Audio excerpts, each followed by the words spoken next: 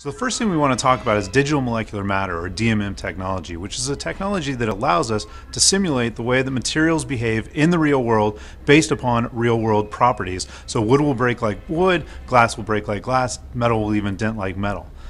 So what we have here is a piece of plywood that's actually authored using the traditional methods for breakables. And what we have is we built one piece of plywood that's whole and then a broken piece of plywood that will actually swap on the fly when Adam goes ahead and shoots a Death Star ball here to break it.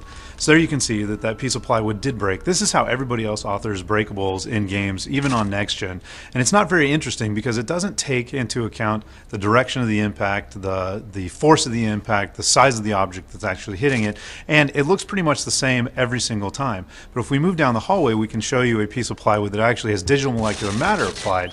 And here you can see that it breaks differently every single time. It actually takes into account forces in the real physical world, and it behaves like you would expect plywood to do. And every time we reset this, you can actually see that it will break differently and again provide just a level of realism and fidelity that is absent in most games.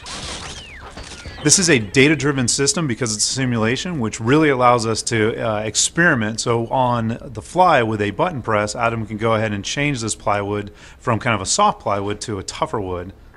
And again, you can see that it behaves very realistically. It behaves like you would expect tougher wood to behave. This allows our designers unprecedented freedom to kind of explore the way that these materials might behave in our gameplay worlds in order to get things that look the most realistic or the most authentic, but also that are most fun.